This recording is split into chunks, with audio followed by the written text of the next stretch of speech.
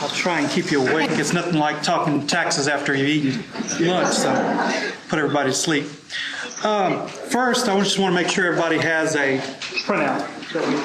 I put together a publication on exempt organizations, and at the end of it, I think I put the actual Texas Master Gardeners Association exemption verification letter. And we're going to go over that here on the presentation, but I'm sorry. I forgot I'm being recorded, so. There's people out there listening. Okay. We're going to go over the exemptions, and then I try to keep it informal. If I'm covering something and it's not clear, stop me. Hey, I don't understand, and we'll go from there. So hopefully it won't take too long. We'll get you out of here. Okay? We're going to cover mainly you as an exempt organization, what you can and can't do when it relates to state sales tax, and mainly fundraising for your organization. Generally, the basics when it applies to nonprofit organizations is if you're selling taxable goods and services, you're no different than any retailer out there. You're responsible for collecting sales tax from your customer and turning that sales tax in. Now, you report the tax if you're selling tangible personal property, unless there's an exemption that exists for those sales. Basically, like I said, you're no different than any retailer out there if you're selling items. Now, having said that, though, you are classified as a 501c3 organization, which affords you some latitudes as to fundraising opportunities and what you can and can't do as an organization. The exemption verification letter, and if you go down to right under where it says Texas Taxpayer Identification Number, it gives you your your state ID number issued by the Comptroller's Office. It's also, within that state number is your federal ID number. If you drop the 1 and the 8 off, that's also your number that you're registered with the IRS under. But under that, it talks about subordinates and exemption of taxes. Michael, if I could stop you for a minute. When he's talking about this taxpayer identification number, he's talking about the Texas Master Gardener Association, the TMGA organization. That's our number. Your local association is going to have a separate federal number that would be without the 1 and the 8. Yes, I don't know all the other numbers, but I print the parent entity's verification because basically you as sub-chapters of the parent entity are afforded the same exemptions as the parent entity. And what it says here is that you may register with the state with your own exemption verification, but it's not necessary. You can operate under the master entity for the exemption purposes. And that's regarding fundraising and exempt purchases for your organization. So, yes. If they have their own 501c3 and they're not under our 501c3, we have a group exemption, but not all of our counties are in that group exemption. They have their own 501c3, and they would have to do a separate thing. Yeah, they are. If they've secured their own 501c3 exemption, they're an exempt entity just like the parent entity is. If they are a subordinate of Master Gardener Association, they're still covered by the main entity, but they have their own exemption. We don't require you to register with us as a subordinate, but we would like for you to. That way you're on record with us. That way you can print your own separate exemption verification forms for your individual clubs. And you can do that. There's an application that we have. It's application 204. I don't have that with us today, but you can print it off our website, and I'm going to go over the website here in a few minutes. But you can pull that off of there and apply directly to the state for your own individual club exemption.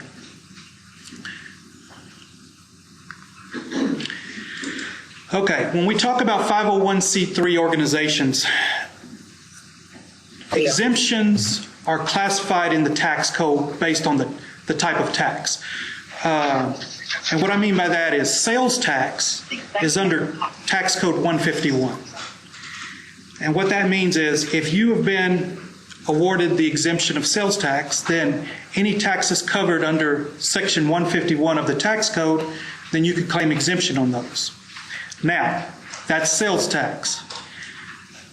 151, 152, exemptions, charges such as hotel tax, motor vehicle tax, that is not under section 151.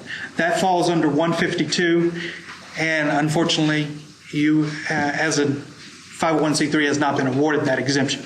So, even though you're exempt from paying sales tax, you're not exempt from paying hotel taxes, or motor vehicle sales tax, or motor vehicle rental, or anything like that. It strictly pertains to the Chapter 151 taxes, which essentially is regular state sales tax. Okay? I had some questions before the seminar sent to me, and a lot of them were, okay, we're renting these conference rooms, and they're charging us tax on conference rooms. Well, they're not charging you sales tax, they're charging you more than likely hotel tax on those conference room rentals, which you're not exempt, so you have to pay as an organization. Okay. If they call it sales tax. They call it, it's probably, if it's conference room associated with the hotel, then it's hotel tax is what they're charging. Now, the rental of real property is not subject to any sales tax. So if I go and rent a hall, they don't charge me sales tax on that. And that's no different than an organization. If you rent a banquet hall that's not affiliated with a hotel, conference center, or anything like that, there shouldn't be any sales tax charged on those. That just, by the nature of what it is not taxable. So, okay. You as a 501c3 are allowed to purchase items exempt from sales tax for items you use for your organization's purpose. If it is related to the exempt purpose of your organization, you can issue an exemption certificate, and we'll go over those here in a minute, and purchase those items tax-free. Now, that exemption doesn't fall over to the individual members. And what I mean by that is, if an individual member decides to go out and say, I'm part of this Master Gardeners Association, but I'm going to the nursery and I'm going to buy these plants to plant in my home, you don't get that. You're not the exempt entity buying the items. You are subject to sales tax. Cash purchases by authorized agent. And what that means is, if you are a member of the organization and you decide that the organization needs something, and you decide to go out on your own and purchase that item, then if it is for the organization's usage, even though you may be using your own funding, whether it be cash or whatever it may be, then you can use the organization's exemption as long as that item is used for the purpose of the organization. Credit card? Credit card, it doesn't really matter. It's just that the purpose you're buying it for is for the organization, not you individually. Yes. It doesn't matter where the funds come from. Doesn't matter where the funds come Where the product is going to be. Yes, the purpose it's going to be used for. When we talk about exemption certificates, and I'm going to cover resale certificates briefly too, nothing mandates that they have to accept them.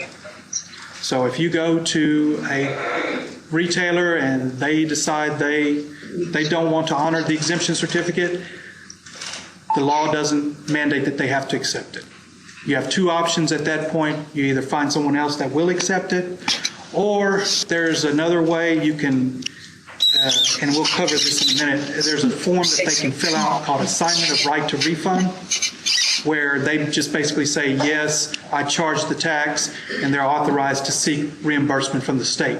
And then you send that to the state, and we reimburse you for the sales taxes. So we would like for you to try and get the exemption up front. That way we don't have to deal with all that. But and then it takes forever to get it, too. So. But, yeah, but there are ways around it. So. Okay. All right. Yes. They have the option of refusing, and they can give you this form to submit for reimbursement. Do they have to offer them that form for reimbursement? No, more than likely, they're not going to have that form. You're going to have that form. And I brought some blank copies of the form with me, so, after I'm done, y'all can have it. It's on the website. Everything I have here, your publication, the exemption verifications, everything we have is on the website, so you can pull all this off the web. So. Okay. I don't know how it comes across over there. Okay. That is the exemption certificate. I included a blank copy. So if you're buying something for the organization's exempt purpose, then that is the form that you need to fill out for your supplier. Generally, if you deal with one supplier on a routine basis, you don't have to fill that out every time you go in. They take one copy from you, keep it on file.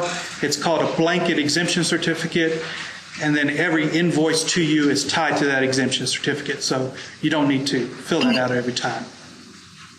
And that's also the exemption certificate if you as an individual decide to go and buy something for the organization that you would present also. Yeah, probably make a copy. You can make a copy, copies of them, it's fine, and like I said, they're on the website too. The key thing about the exemption certificate, okay, I'm going to go back to this slide. If you notice on there is no place to put a tax ID number on there. The exemption certificate does not need a number to be valid. It just needs a valid reason for the exemption. And if you can cite the tax code or the rule that it comes out of, that's good to put on there too. But a lot of suppliers will say, I need a number. I'm not going to give you tax exempt because I need a number. Generally, what I say is if you can give them your federal ID number, they're happy with it. But if they're audited, the auditor's not going to look for a tax ID number on those exemption certificates. But they feel that they need a number on it. Generally, giving them your federal ID number is sufficient. So, okay. Can I have just a question? Yes. So the scenario is I have somebody going out buying something on behalf of the Master Gardener Association. They bring back a receipt with sales tax attached to it. We reimburse the Master Gardener the amount before the sales tax have been applied. And then we give them this form for them to apply for the sales tax? No, you would need to do that to it needs to be presented to the retailer where the items are being purchased from. Okay. It's an exemption for the transaction of the sale, not a reimbursement of funds or whatever it may be. And then that's mailed in to state. The exemption certificate actually stays in the records of the business. They don't turn them in. They're just there for verification purposes for if they're audited. Because what happens is when that business reports their sales tax at the end of the month, they're going to show on their report so much in sales of the business and so much in taxable sales. There's a difference there. And that difference has to be either exempt sales, where they have verification that they're exempt, or by the nature of what they're selling is not taxable to begin with. So, but that's where those exemption certificates come into play. Was that your question? Because I heard a different question. I think what they're asking is this. If you go to a retailer and the retailer charges you sales tax, then there's a form to fill out to recoup that sales tax, What do you do with that form? Ideally, you have, that form, the assignment of refund, is separate from the exemption certificate. That assignment of refund just says that the retailer charged the tax and they're turning it in. You have to seek refund from the state, and they're authorizing. What it is when you present that receipt to the state and say, I want my sales tax back, we're going to say, well, first of all, did the retailer grant you the right to refund that tax? And that you're going to submit that form to the state. Now, the exemption certificate, no. We're talking two separate forms there. We're talking strictly exemption. Ideally, if you as an organization go out and buy the item and they charge you sales tax, what you could do is take the exemption certificate back to them and say, hey, this is my receipt. I'm exempt. You charge me sales tax. Most of the time, they'll just refund you the sales tax, take the exemption certificate, and be done with it. You don't have to worry about applying to the state for a refund. Okay, my question is, does the association apply for the refund, or does the individual who bought it apply for the refund? It would be, I guess, at that point, if the individual paid for it, Who paid for it? then what'll probably happen is you will probably seek the refund from the state, but also you will have to have probably a statement by the organization stating, in those situations where those things come up, the exempt organization section will probably ask for supporting documentation. I went out there and I bought a four-wheeler. I exempt from sales tax based on the Master Gardener Association. Master Gardener Association, we don't have anything to do with that. You can't seek a refund on stuff like that or any item like that.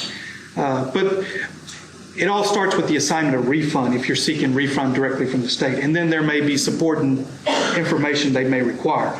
But that's a case-by-case basis.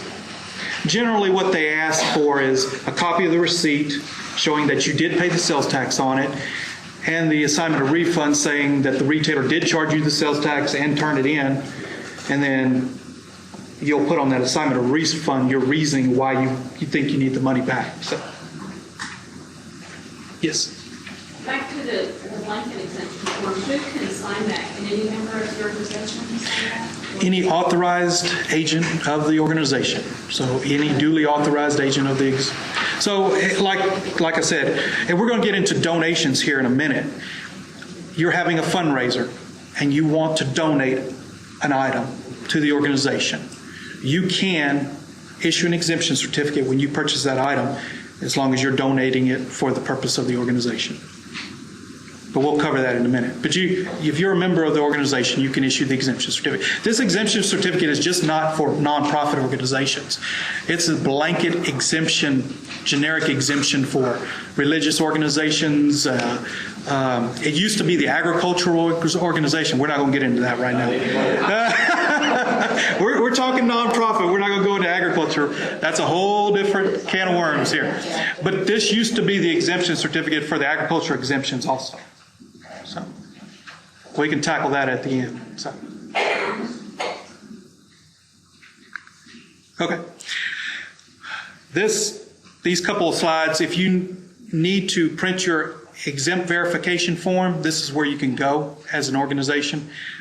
This is the main page of our website, the window on state government.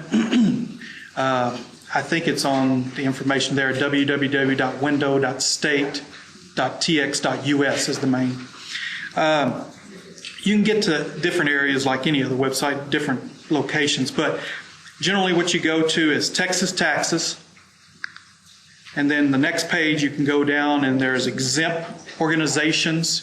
You can click on that, and that'll open up another page.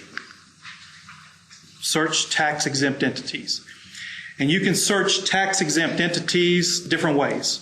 If you've got the taxpayer number, that's the best way because it takes you right to it.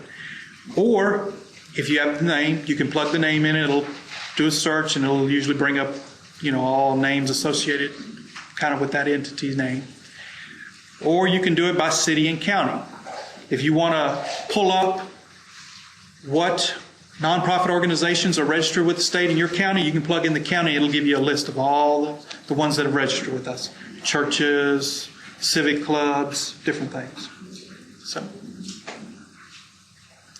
but that's how you go about, and then what'll happen is it'll pull up, the next screen will be like, it's the verification, and we pull up the master gardeners, and it basically tells you what the master mailing address, the location of the entity is, the exemptions, it's exempt from sales tax and franchise tax. And when I talk about franchise tax, if you formed a nonprofit corporation, an LLC or something of that sort, corporations, LLCs, any entity other than a sole proprietorship or partnership is subject to filing an annual franchise tax with the state in May.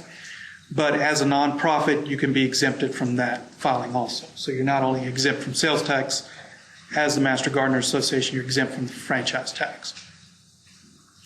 Hotel, you're not exempt, unfortunately. So even I, as a state employee, am not exempt from hotel tax when I go on state business. I still, as the comptroller's office, still have to pay the hotel taxes and the sales taxes on food and all that too. So as an agent. Okay. Oh, I'm sorry? That's this registered in Wichita Falls. Uh-huh. That's where, I guess, whoever first applied. That's the master mailing address. It's based on the master mailing address? That's not the master mailing address anymore. Oh, okay. So how do we go about correcting that? Just call me. You have my number. We can go in there and correct anything that needs to be corrected. Our Yeah. formal address is here at A&M, so. Yeah, all the information is based on the master mailing address that's set up on our system, you know. And like I said, when we first applied, it was applied by an officer that was in Wichita Falls, and so it was appropriate at the time to just notify it. Sure. Any kind of corrections, just give us a call, and we can usually correct it over the phone. So, okay. But you would go here, let's just say you have your exemption as an individual club, and you can go and click on the verification, the little blue, and it'll pull up your verification letter, and you can print it out, just like I printed the one for you today. So, any questions on that? Okay. All right, what we're here for, sales and fundraisers. That's where all the questions come from. Okay. Let me get to my notes here and make sure I don't confuse you more. Okay. Your designation as a 501c3, there are different designations, federal designations of exempt organizations. But you as a 501c3, under state law, state statute, are allowed to hold 2 tax-free sales each year for the purpose of the organization. And that is, like I said, if you are a parent entity that has the 501c3, you're allowed as the parent entity to have your 2 tax-free sales. Any subordinate or clubs that fall under that exemption are also you're allowed your 2 tax-free sales. So you as the individual county gardeners association, you're allowed your 2 tax-free sales a year. Yes? Just wanted schools when they have tax-free day, distribute to buy and That's a different exemption altogether. When we talk about exemptions, there's a whole bunch of exemptions out there. And I'm going to get into some specific exemptions you as an organization have that don't count against this 2-day tax-free sale also that you can do. That is a specific exemption that's set in August every year for back to school. And actually, I have a slide that touches on that. It really doesn't affect, but I'll cover a little bit of it while you're here. Yes? I'm asking this because I get this question a lot. Mm-hmm. The 2-day sale, it says 24-hour consecutive hours only. If you start a sale at noon on one day, and it goes to noon the next day, that's just one day, right? It's 1 day. Okay. Yes. Because And you can't split that. You can't split that 24 hours up and say I'm going to sell an hour today. I'm going to sell an hour tomorrow. I'm going to sell an hour. No, we did. Well, we've actually done 3 days, but it was a consecutive sale. You know, because we started at noon one day and we sold Yes. the end of that day, and we could have sold about. Correct. Yeah. As long as it's 24 consecutive hours. Yes, sir. Marty Jameson, we don't name county. If we have a sale and it's obviously 99.9% cash, but we grant terms for payment, credit collection. In other words, the sale occurs today, we give them 30 days to pay. The sale is constituted today. That qualifies, correct? Yeah, I'm going to cover that here in a second. All right, you can hold back-to-back days, 48 hours. So like you said, you could go from noon Friday to noon Saturday to noon Sunday. And that classifies as 2 consecutive days. Now, you must designate your tax-free sales. You can't come to the end of the year and look at all the fundraisers and say, okay, these are the 2 highest ones, I'm going to use those as my 2 tax-free sales. It doesn't work that way. You need to say, okay, at the beginning of the year, well, however you're planning your fundraisers, okay, these are probably my 2 largest fundraisers. These are the days I'm going to set forth as my 2 tax-free sales a year. Yes? So you say that again, because I will bet you if you had asked everybody to stand up and run out, who's just done just what you said, which was to get, you find out who the 2 biggest ones are and dump those. And the reason we say that is because a tax-free sale that you make on those days means you are not collecting sales tax from the customer. You as the organization have nothing to do with paying of the sales tax. It's that I as a nonprofit organization, as a 501c3, on this particular day do not have to charge my customers sales tax. So when you designate those 2 sales, that means that there is no sales tax affiliated with those sales. When you have any other sales, they may be subject to sales tax. Well, when you decide that I'm going to pull these 2 sales, well, those 2 sales, how do we know that sales tax shouldn't have been charged on that, or sales tax was charged? So that's why the state says, okay, you're allowed your 2 tax-free sales. You designate the days because there is no tax affiliated with that. Because you are a collector of tax. You're not the actual payer of the sales tax. Sales tax is a transaction tax. It is sales tax is tax that the customer pays you on that taxable transaction. What minimal or adequate documentation do we need to keep in our file? You just need to keep accurate records that reflect what your sales were for that day. You know, the date of the sale, obviously, you know, generally where it was probably held, and then your receipts, you know, what you purchase receipts versus, you know, sales receipts. How do I designate what my organization's 2 dates are going to be? If this is January 15th, my first board meeting, how do I designate that April 20th and October 5th are going to be my dates? What's my documentation? Do I send you a report? Well, you don't. No, you're going to keep that in your records, okay? And that's basically, we don't want all that information turned into us. We do not want all that information. We've got enough like it is. If for some reason you as an organization gets audited, okay, by an auditor, then they'll look at all your fundraising, all your sales, and they'll say, okay, if you do not require a sales tax permit and you don't have to file a report, then they'll say, okay, you're afforded 2 tax-free sales a year. Okay, which ones are they? And you have proof, okay, on such and such date we had this sale, on such and such date we had that sale. And then we're going to get into some extra or supplemental fundraising activities that you can have that don't count with your 2-day tax-free sales. But just proper documentation in your records showing which days you're going to designate. Yes? I have my 2 sales days, and we set that at the beginning of the year, and all of a sudden we decide later in the year, let's have a fundraiser, let's do this. How? It's already documented that. Well, I would say that's your own internal club documentation. You could probably, I assume you hold your monthly meetings and say, okay, you know, on such and such meeting, we decided to hold these 2 tax-free sales, but at a later date, you know, you don't want to have that decision made As long as it's documented in the minutes. before the sale occurs, yeah. You don't want to document it after, because then the auditors say, well, yeah, you just picked it because it generated more money. So, I would think of one way to answer this bit of confusion is if you read this bottom line. Notify customers of tax-free sale. yeah. Then you've notified the customers, so obviously that's your tax-free sale. And you have not collected it. You can't designate it after the fact, is what it boils down to. And what happens is, oh, yes, ma'am. Yes. Oh, okay, good.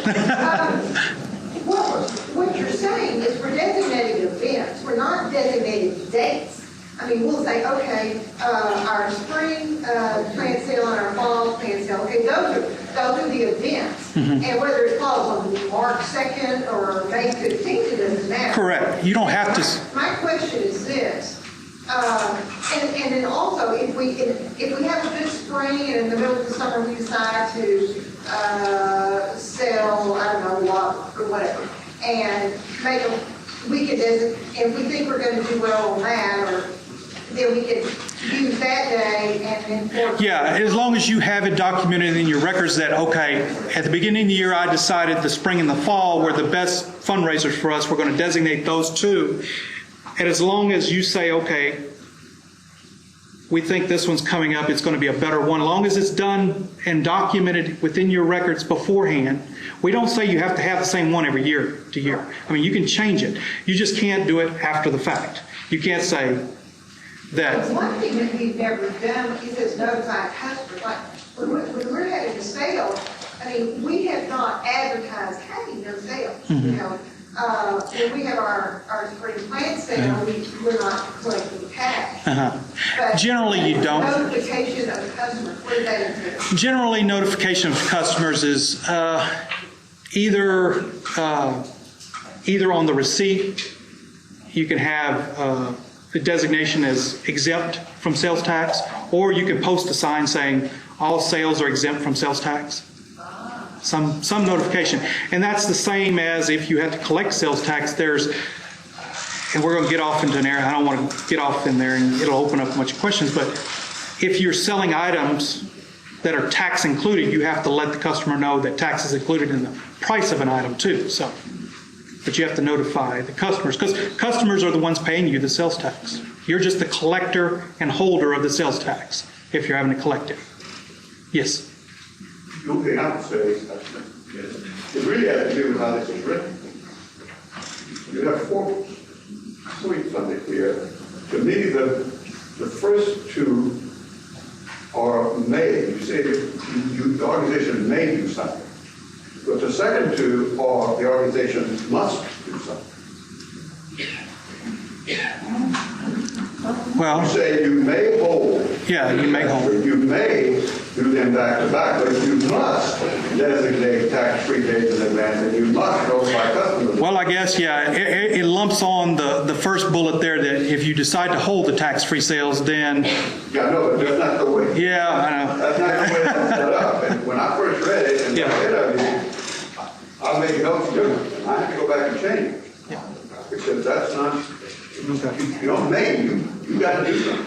Basically, what it boils down to, you have two opportunities to have tax-free sales a year, each day. You can't do it, you can't designate them after the fact. You may say, okay, these two fundraisers seem to be our most profitable ones every year. These are the 2 days that we're going to claim that 2-day exemption. Okay? I guarantee you, if for some reason an auditor looks at it and you don't designate it, and you just, you don't have any kind of designation in your records, and not to say that they would assess it, but yes. What if you have a situation where you may take orders for something? Okay. And is that going to be? Yeah, I can cover that. Okay. Is that changed though? Because usually they said you could choose which day you want to be. That was false. It hasn't changed. It's always been you have to designate, because it boils to, yeah, yeah. The key thing the reason that in the past, I guess people have said 2 tax-free sales you could choose, you got to look at the basics at what you're claiming the exemption on. You're claiming the exemption that you did not collect tax on that particular day. Okay? Any other days, you collected tax. So you can't come back after the fact and say, okay, no, I didn't collect tax on that day. Well, you did or you didn't, you know. So that's why And collect it's... taxes on any of those days, then you can go pick when you want to pay the taxes. Do I? I didn't hear that. That's the reason I said, read it again. Everybody in this room is thinking. Okay. All right. Now, the 2 tax-free sale days do have some limitations. Okay. Any items $5,000 or less can be held for sale on those 2 tax-free sales. Now, if it is over $5,000, which on sales, that's generally, on sales, you're not going to have large items like that. That usually when you're talking about $1,000 items, you're talking about raffles or something of that sort, which is a total different subject here. But if you are selling items that are over $5,000, you can have them as part of your tax-free sales, provided that it is, if the product is manufactured by the organization, then you can sell it on your tax-free sales tax-free. Or if the item is donated to the organization, it can't be turned around and sold back to the donor. So you're having, and like I said, very seldom you're going to ever run across something like that. Usually large items, the organization is going to have a raffle or some kind of, to generate more money. You're not going to try to turn around and resell a product of that size. But you can, as long as it doesn't go back to the donor.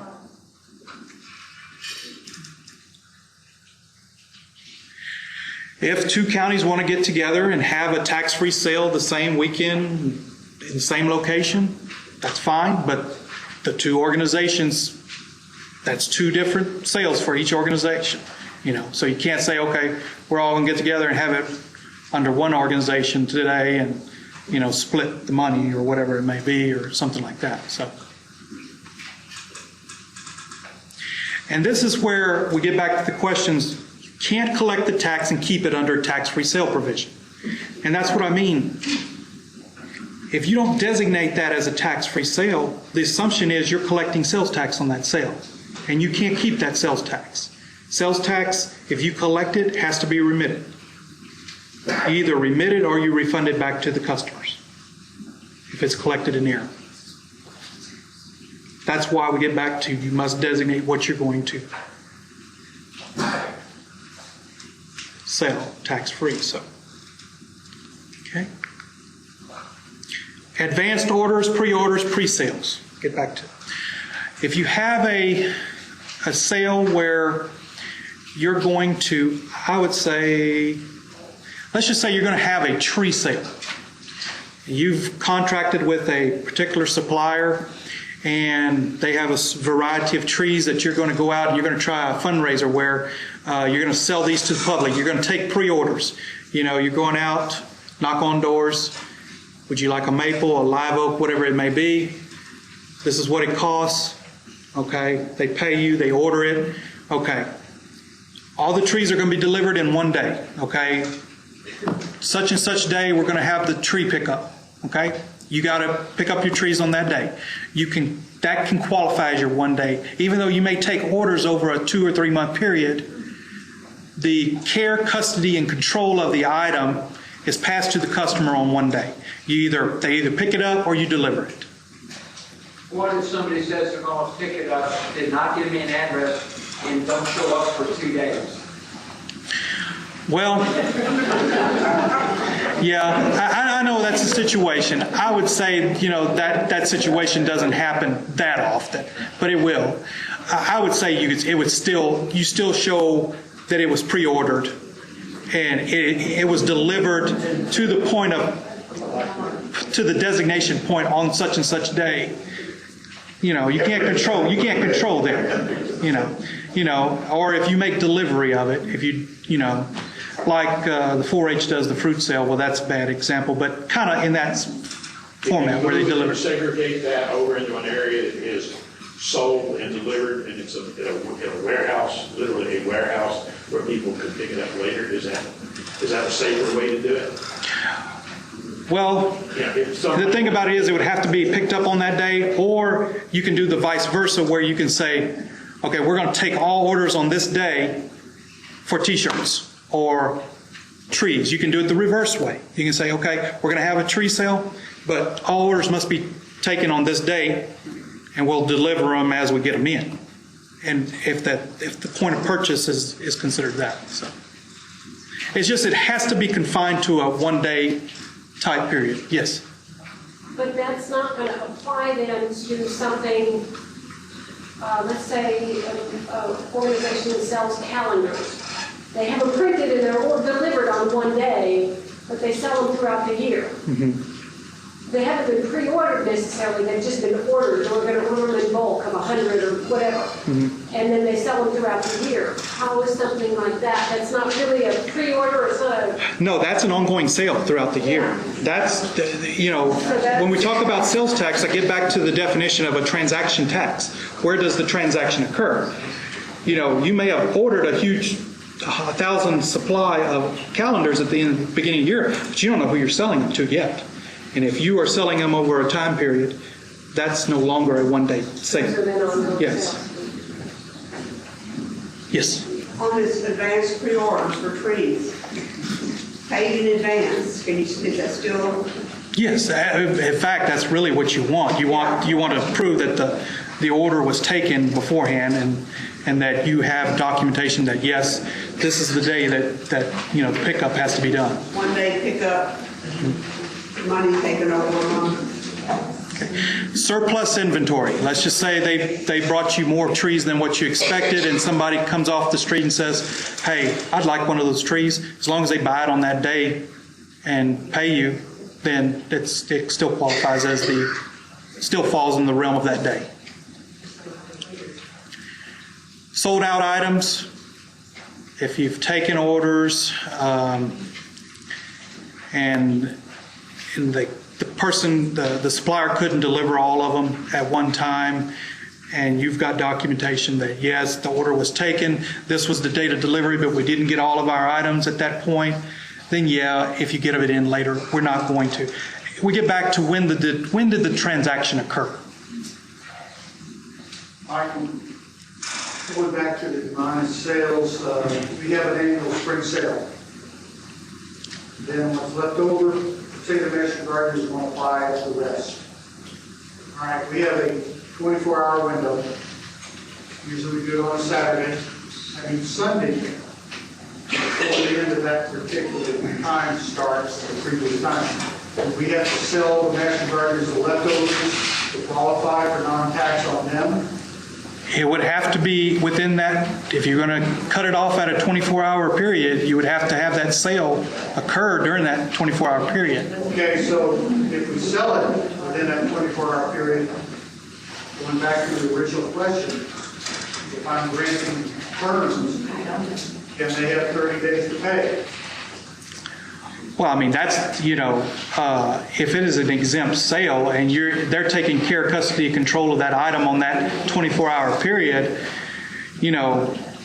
whatever cash and collection terms the accounts receivable have does not affect the status of a... the status of when the transaction actually occurred. The transaction actually occurred on that day. They took care, custody, we'll get back to control of it. Possession and have the invoice date during that 24-hour period. Yes. When we collect from our members for those excess sales. Yeah. Then you're fine. It still covers that one-day period. Yes. We have a wholesale versus the master gardeners are allowed to pre-order along with the other plants for the sale. When does the 24-hour period start? What we normally do is, say the sale is Saturday, the master gardeners pick up their plants Friday. How do we grant their money Saturday? Yeah. Okay. I would say, when the transaction occurs, I know you know, it's really not a sale until they pay you for the item. Yeah. You know, at that time, it's just, you know, they've got possession of an item that they haven't paid for yet at that point, so. Okay. Okay, yes, ma'am. Okay, I'm having an event, a fundraising event, and at that event, I have a brochure that has ads in it from local vendors, garden vendors, and I sell, you know, they buy these ads. Mm-hmm. Okay. Do I have to charge sales tax on the ads? Okay. Okay, let's see. Advertising is not a taxable product. It's not. So if you go and submit an advertisement, doesn't matter who you are, Gardener Association or me, an individual business owner, I'm not going to pay sales tax on advertising. So in your situation, the product itself is not taxable. So there's never any sales tax on that.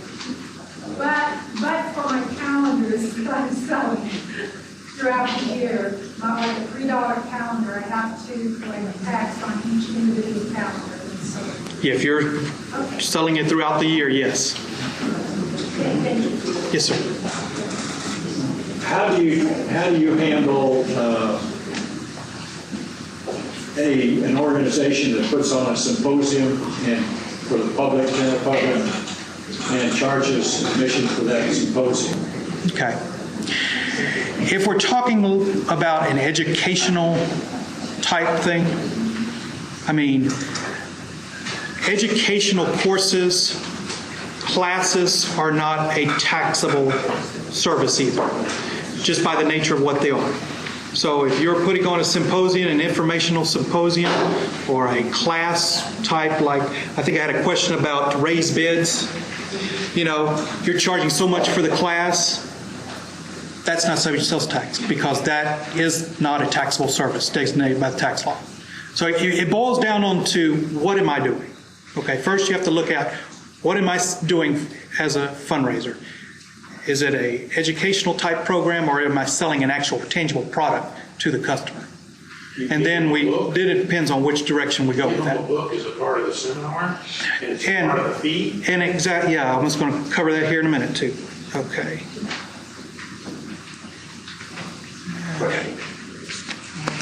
Question. Yes. You're selling taxable items now. Are plants taxable items? Yes and no. Okay. Clear as mud. Are vegetable plants? Okay, that's where you get back to the actual product you're selling. You need to do some research as to whether it's taxable. And you can go to our website and do that. Ornamental plants are taxable, vegetable plants are not taxable. That's specific in the agricultural ruling in the tax law. So if it's an item that's producing food, it's not subject to sales tax. So if you're having a plant sale and it's strictly vegetables, that doesn't count against any kind of fundraiser you do because the product is not taxable to begin with. So sales tax is not even involved. Now, if they're ornamental plants, then that's where you run into, okay, this ornamental plant sale that I'm having generates the most money for me. That's one of the ones I want to use as my tax-free sales. We operate the same way on that in vegetable versus ornamental. But what I found is that I have members of the community, not necessarily members of the organization, that like our gardens, you know, come in and we're propagating, we're growing for the fall sale or the spring sale. And right then and there, they want to hand me a $20 bill to take that plant and say, this is a donation. Can you give me that plant? We're going to cover donations here in a minute. I'm covering that too. Okay. All right. Sir? Yes. Can I ask y'all to hold your questions till the end? Okay. Y'all are asking great questions, but I thank you for the cover. Okay.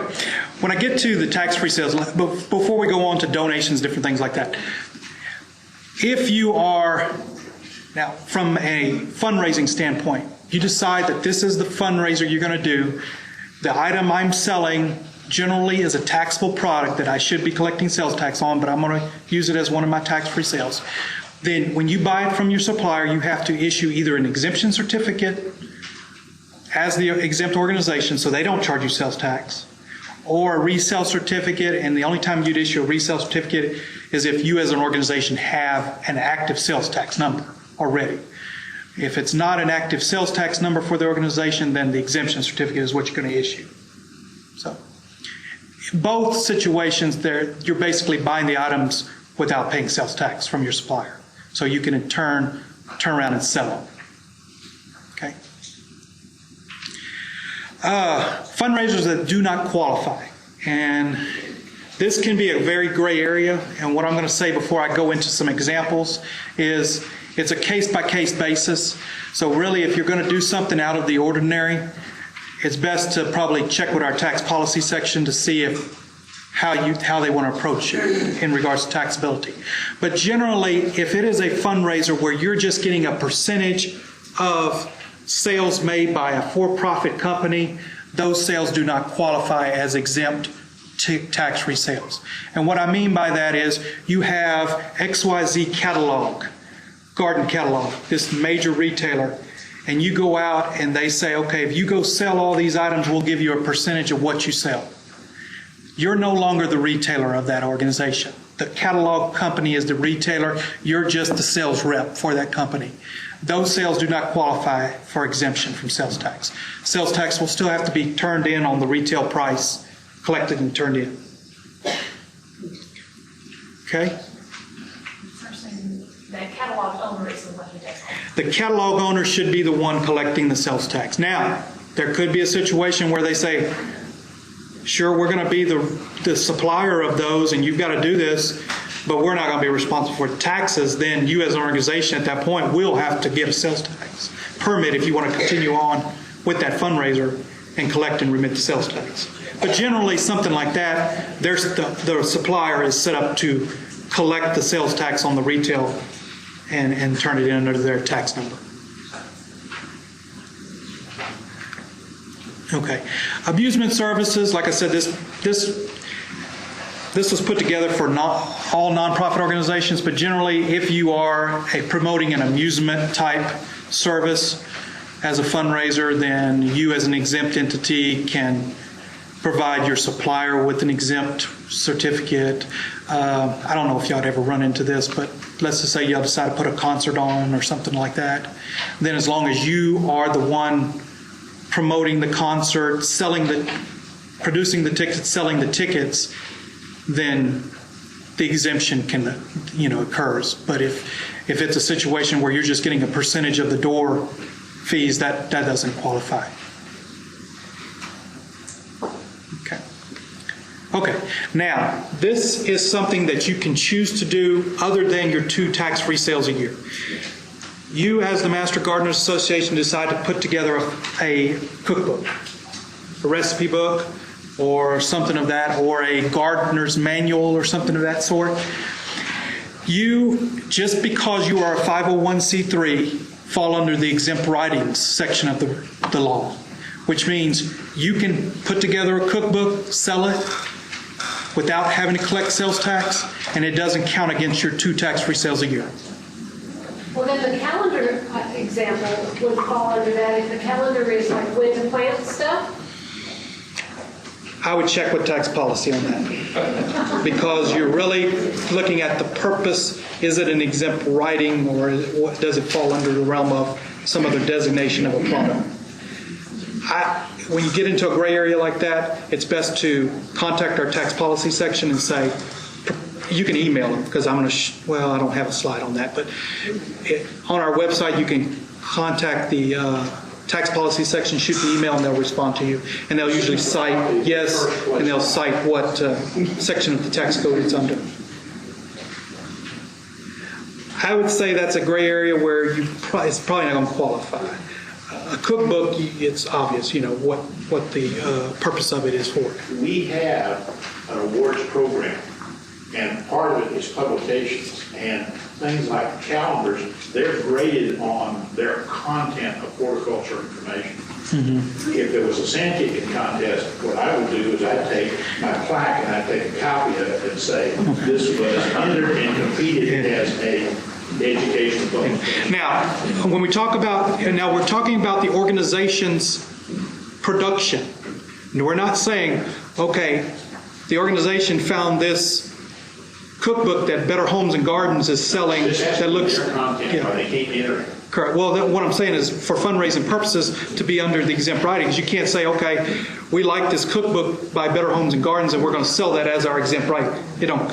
You, as the organization, have to put the exempt writing together. Yes. We get a book to the city of Austin, that they give away free in Austin, and it has thanks to recommended thanks for this Central Texas area. We charge people $2 because it costs us to go down and take them out and drag them back. We charge sales tax on it. You should. Yes. It's not an exempt writing by you. It's produced by somebody else. But the city of Austin gives it away as a... Just because they give it away doesn't make it exempt. Well, no, because we get back to the core root of sales tax is a transaction tax. When you got it from the city of Austin, there was no transaction of a sale there. But when you decided to charge for it, there's a sale. They charge us $1 for it, we charge $2. Okay. Oh, they're charging you for it too? Yeah. Okay. Are they charging you sales tax? I think so, no. Okay. Well, the thing about it is if it's an original exempt writing by them, then yeah, they may not have to charge, but that loses its exemption once you decide to turn around and resell it. It's not your writing. So. Yeah, we're good, so we're fine. Okay. Now, I'm going to get into non-taxable sales.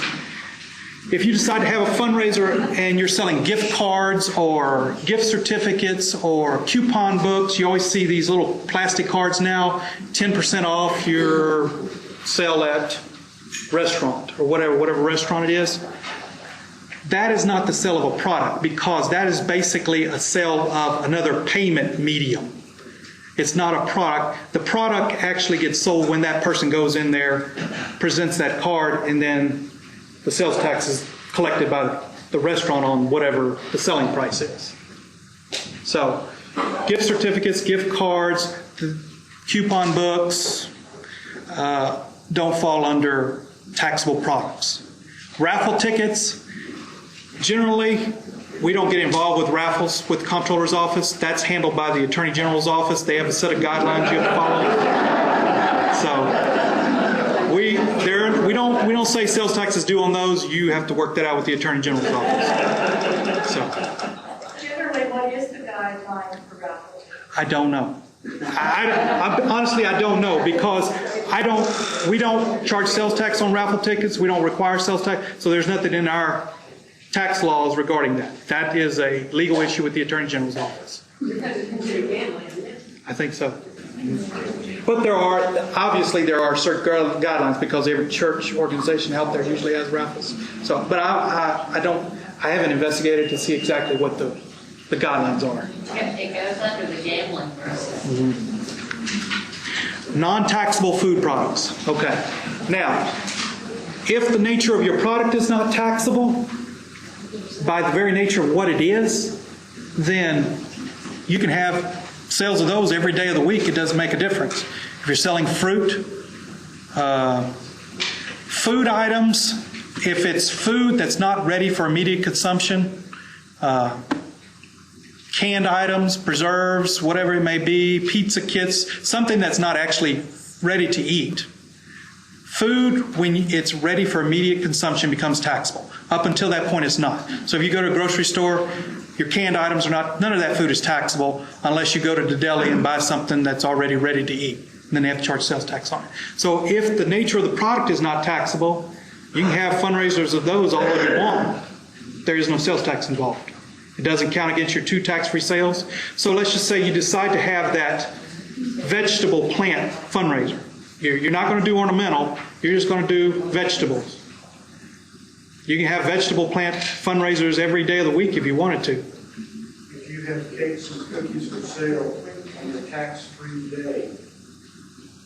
Yeah, anything sold on that tax-free day, if it's a taxable product, is exempt from, So. We have to a berry patch, and so like we're thinking, we're getting ready to irrigate, we're thinking about selling the berries to pay for the irrigation. We can do that. Yeah, the berries are not taxable. Yeah.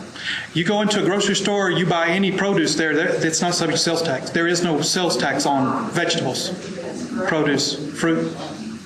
At our plant sale, if we sell like hamburgers, and is that part of our tax-free? It would have to be part of your tax-free sale. Hamburgers are, like I said, food for immediate consumption is taxable, so you would either have to designate it on a tax-free sale day, Okay. one of your 2 tax-free sale days, or you'll have to collect sales tax on it otherwise.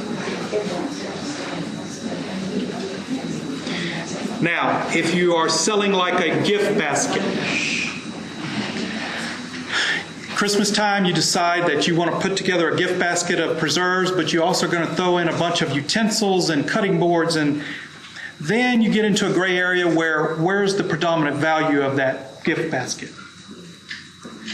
Is most of the value of that gift basket taxable products in that gift basket, or is it more on the preserves or whatever? You may or may not be subject to sales tax on those. So,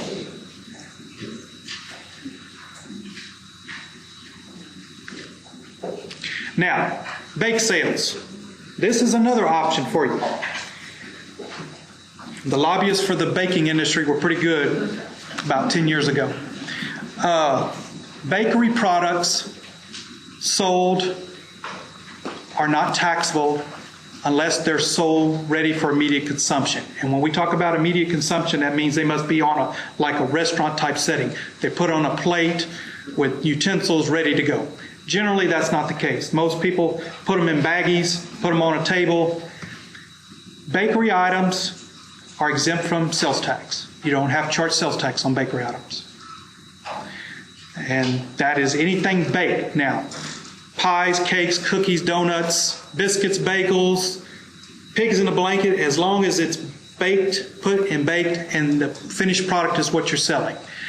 It loses its designation as a baked item when you decide to cut the bagel and put ham and cheese and make it a biscuit, breakfast biscuit. That is a sandwich at that point. It is no longer a baked item.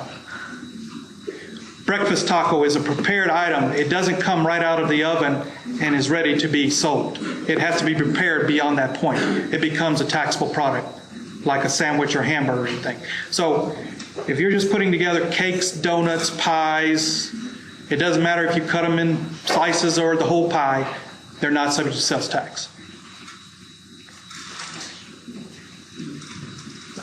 Now, a little tidbit that you may want to think. Let's just say you do want to set up a place one Saturday morning, and they're buying all these baked items, and you put a table over here that has eating utensils and everything on it. You don't have to charge sales tax on there. You don't serve it to them with the eating utensils. They can, on their own, whether they want to go get eating utensils. That's why when you go to the donut places, they're all on one table way in the corner. And if you want them fine, they usually stick them in a bag and sell them to you. Every now and then they'll stick them on a little plastic plate. Well, then that becomes taxable at that point.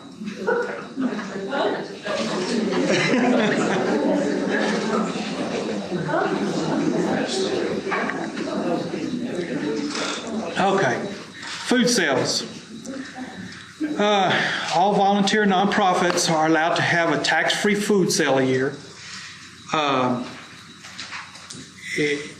as long as it's not professionally catered. And what else? Usually you run into like religious organizations. They get together on a specific Sunday and they barbecue or have a big barbecue or fish fry or something like that. They have the annual sale of food. This sale does not count against your 2 tax-free sales a year either, as long as the organization prepares the food and makes the sale.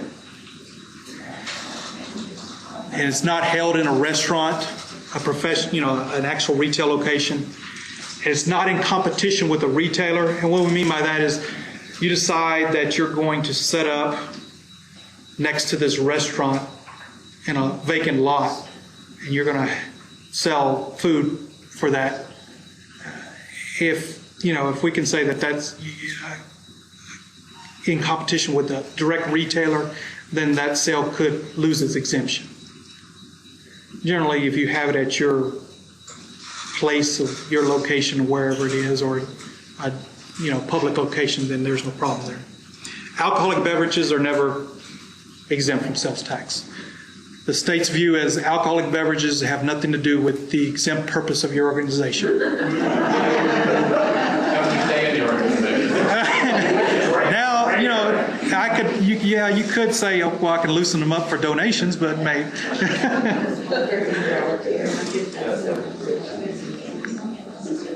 Okay. This is in there because, like I said, the slides was developed for more than one, but we got the annual sales tax holiday coming up for the education, for school purchases. It's coming up, so just to let you know, we don't need that there. Okay, donations. Donations are not taxed as long as they are considered a donation. Now, if it is a donation that is tied to something, and they use an example here of a baseball cap. Well, I have this cap by the organization. For a $20 donation, you can have this cap. Okay. Oh, thank you. Well, can I have that cap for a $10 donation? No, you have to donate $20 or you don't get it. That's no longer a donation. That's a sale. Okay?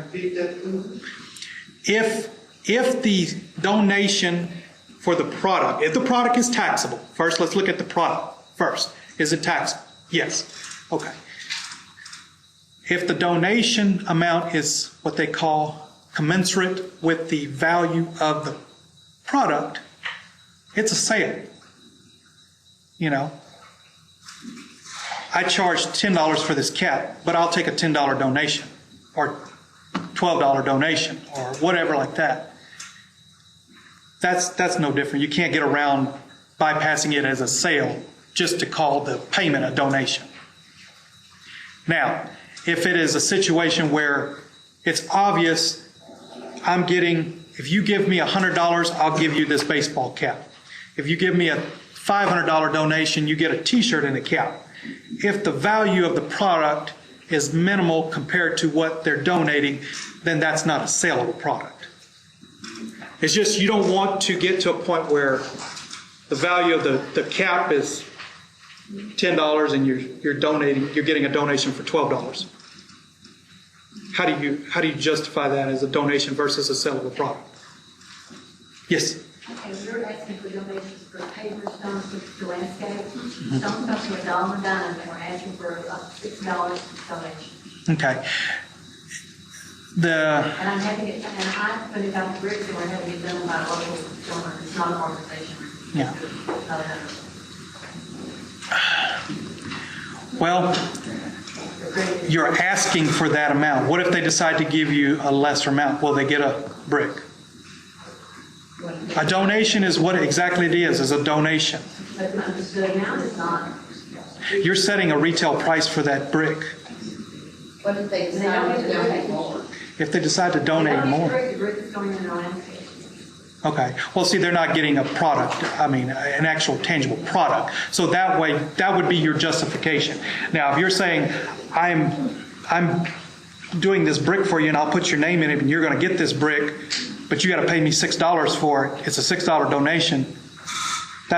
You're setting a retail price for that brick. No, well, if they're not getting care, custody, and control of that product, then yeah, that's obvious that it's for the benefit of the organization. It's a donation at that point. Self-propagation of plants is our business. We take cuttings on existing plants in our garden and we water them. Somebody comes up and says, I want that plant. Traditionally, we would wait and sell those on tax-free days. Sometimes we get eager beavers or people not concerned about the status. Somebody hands a $20 bill and takes the plant. Okay. Donation. Is it questionable? That's questionable. So it's a reoccurring event and you set a pattern? If you set a pattern of it, an auditor will say that's the retail price you're setting for that product, and you're going to have to charge sales tax on it. If it's an occasion, well, you get back into occasional sales too. There's all kinds of different exemptions in the law. I mean, if you can. We've got about 10 more minutes for him to, so let's let him share his information. And then if you have a question, he'll be here afterwards and you can ask some of those then. Because we want him to be able to have time to get through everything, okay? So hold your questions. Are you gonna have these slides on video? Yeah, y'all can have it, yeah, it's fine. I mean, we're presenting it to the public, you're seeing it, so I think they have a copy now, so they can print them out for you. Okay, go ahead. And we get back to anyone can purchase taxable items tax-free for the organization's exemption. They can issue the exemption certificate as long as they don't use it first and then decide to donate it. Okay. If a business decides they want to get rid of their inventory and they decide to donate it to you, they can do that too. Like a business decides they have a specific inventory of items that they would just want to donate, then yeah, they could donate that without sales tax. Okay. All right. That covers basically the fundraising and exempt usage of the organization. Do y'all want me to go into the actual sales tax permit if you have to get a sales tax permit and what you need to do beyond that point? Or is that something you'll tackle individually as an organization if you decide you don't fall into any of these exempt fundraisers? Because this could be a whole different, another 30 minutes to an hour or so.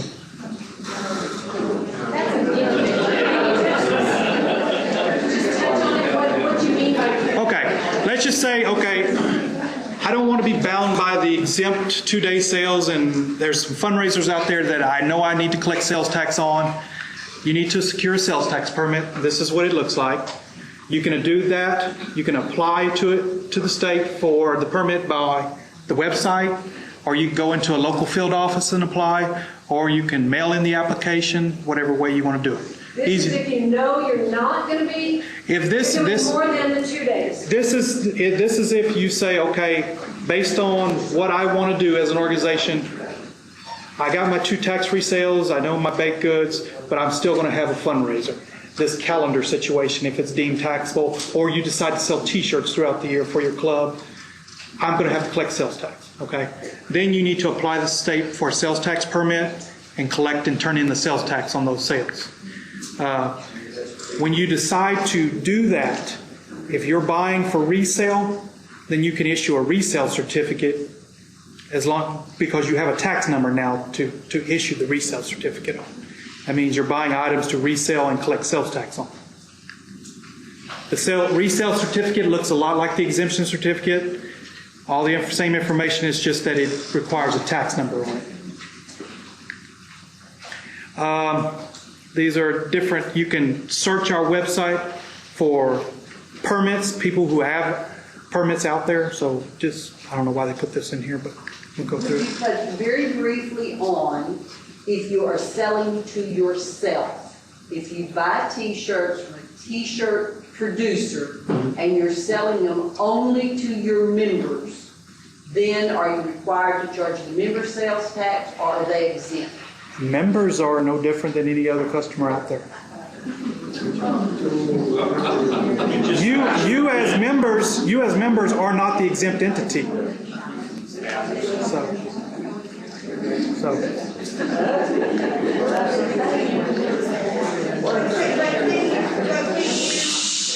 you sell those T-shirts to your members on your tax-free day? Okay. That's where you get into these exemptions. On the tax-free day. But on a non-tax-free day, you gotta be careful. Yes. If your records show that you've had ongoing sales throughout the year of T-shirts, it doesn't matter who you sold them to. There's sales tax due on those, whether you collect it or not. You as an organization will be held liable. If you have to collect sales tax, hold on. If you have to collect sales tax, The base rate of Texas is 6.25%. Then you got your local tax, which is up to 2%. So like Bryan College Station, it's 8.25%. Generally, in most towns, it's 8.25%. It's just, if you collect state sales tax, you got to collect the state and the local sales tax also. And then you're required to remit those sales taxes either on the tax rate is determined by the place of the business or the location of the sale. And let's see. I don't know if we want to get into backing tax out of items. Okay. Returns can be filed in person, by mail, over the web. We can set you up to either monthly, quarterly, or yearly. Generally, most nonprofits, it's once a quarter or once a year. Returns must be postmarked on the due date to be timely. And if you don't get a report in the mail, you still have your responsibility to file the report. So if you do not get one in the mail, you must secure the proper report and turn it in. If you fail to file, the state can estimate taxes. There's late fees and such. We need to make sure we have all the current information for your organization. So keep us up to date on any mailing address changes, phone numbers, or whatever.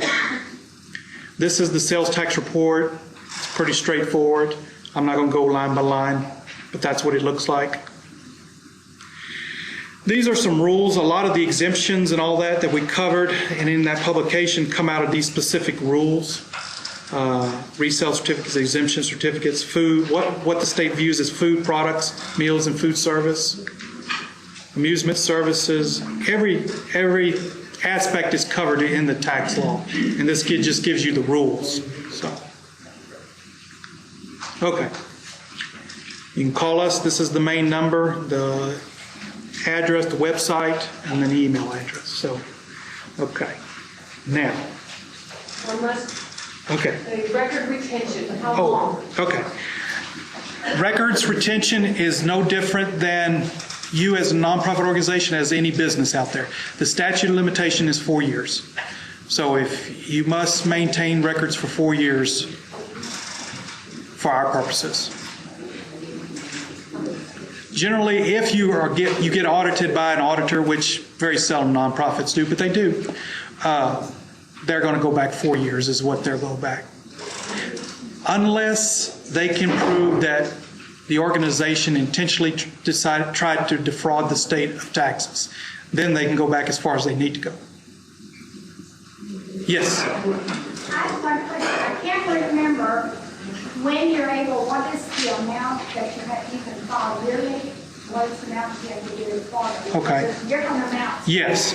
You're allowed to file yearly for sales tax purposes up to $1,000 in tax, which is about $12,000 in sales based on 8.25%. And then quarterly to monthly, it's $1,500 in a quarter. So if you have a sales tax quarterly report that's over $1,500, then they require you to go monthly. Okay. Okay? Okay. All right. We thank you so very much.